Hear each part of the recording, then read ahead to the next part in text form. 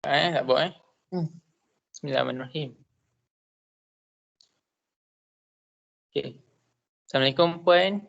Kumpulan kami akan membentangkan tentang case study tentang pengurusan inventory Miss Gorgeous of Toy. Okay. Kumpulan kami terdiri daripada tiga ahli kumpulan iaitu saya sendiri Irfan Hamdi bin Suhaidi, 02 DLS 18F 2021 dan juga saya Muhammad Nazmi bin Abdul Aziz, nombor metrik 02 DLS 18F 2045. Dan saya Muhammad Firdaus Hakimi bin Muhammad Nazri daripada nombor metrik 02 DLS 18F 2003. Okay. Dan juga nama penyelidik kami Dr. Nur Syamimi binti Faizal. Okay. Pengenalan daripada kami punya case study ni adalah ditafsirkan sebagai satu pekerjaan yang dilakukan untuk mengaup keuntungan dan juga ia boleh dikelaskan sebagai perniagaan online dan perniagaan offline. Perniagaan mungkin perlu lagi cabang dan cabaran yang perlu dihadapi. Okay, saya terangkan satu Salah satu, dikelaskan sebagai dua kategori. Online dan offline adalah online ni kita boleh disiarkan secara langsung. Maksudnya kita boleh secara live lah dekat media sosial. Orang akan akan komen sendiri nak atau tak nak. Kalau offline adalah secara walk-in kedai lah salah satunya. Okay. Latar belakang kajian adalah pengurusan inventory adalah salah satu alat yang digunakan oleh pemilik perniagaan untuk menilai prestasi organisasi mereka. Dengan peperiksaan yang betul, kita dapat mengesan tahap inventory setiap saat dan memastikan anda berada di landasan betul untuk memperoleh keuntungan dan kejayaan. Kajian memfokuskan kepada pengurusan inventory di kedai Miss Gorgeous of Toy. Okay. Pengurusan inventory ni adalah salah satu alat lah yang kita digunakan untuk kita mengukur adakah macam tahap inventory dia betul atau tak, di landasan betul atau tak. Kalau kita pengurusan inventory dia macam kurang memuaskan, kita boleh tahu yang kedai dia ni macam kurang juga memuaskan dalam perniagaan. Okay, latar belakang syarikat. Nama perniagaan adalah Miss Gorgeous of Toy. Lokasi di Jalan Tanah Putih dekat Medan Warisan. Pemilik dia adalah Cik Fazidah. Dan produk perkhidmatan dia adalah barangan bandel dan perkhidmatan majlis hari jadi. Bilangan pekerja dia terdapat 3 iaitu 2 pekerja tetap dan 1 pekerja sambilan. Dan slide ini saya serahkan pada kawan saya iaitu Nazmi. Produk dan perkhidmatan. Miss Gorgeous of Toy ni dia menjual pelbagai jenis barangan seperti anak patung bandar yang menjadi produk utamanya. Selain itu, barangan lain seperti rantai kunci, belon, peralatan untuk menyambut hari lahir dan sebagainya. Kedai ini juga mempunyai produknya yang tersendiri iaitu Miss Hijab Gorgeous.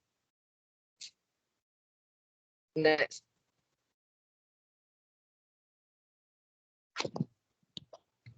Masalah dan isu.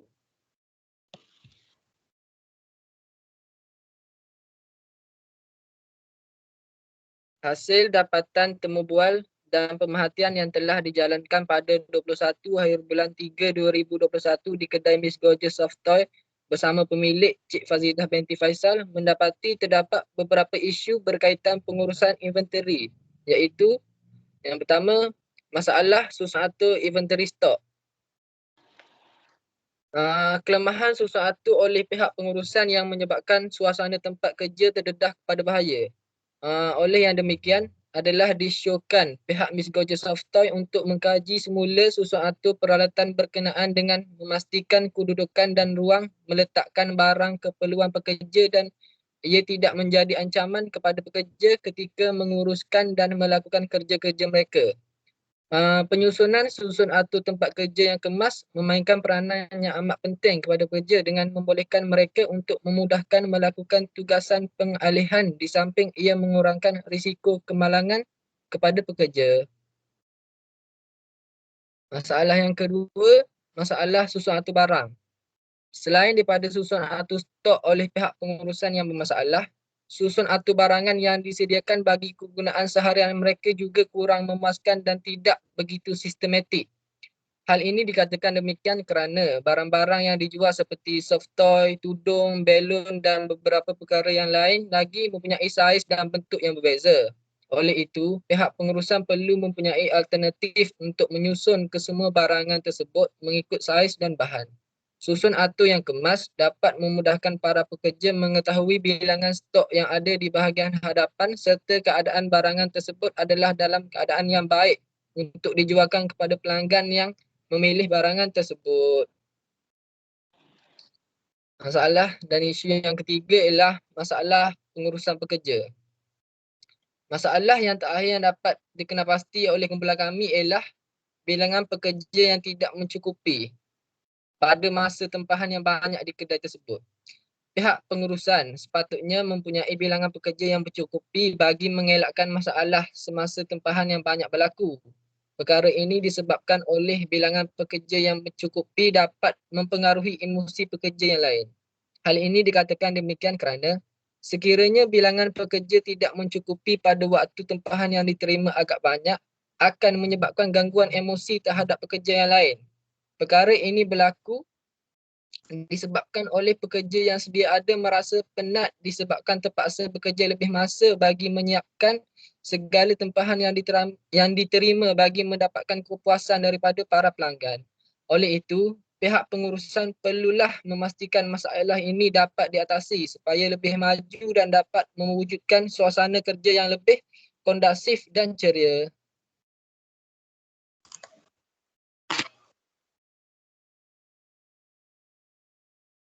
Objektif kajian.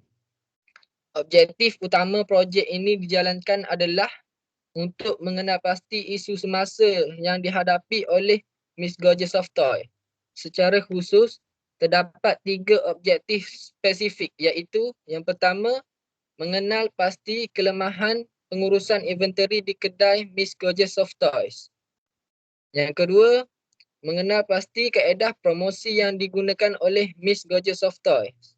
Yang ketiga, mencadangkan kaedah penyimpanan dan susun atur yang lebih sistematik serta mencadangkan kaedah promosi dan kaedah pengiklanan yang lebih berkesan supaya dapat menarik lebih ramai pelanggan sama ada melalui online ataupun offline.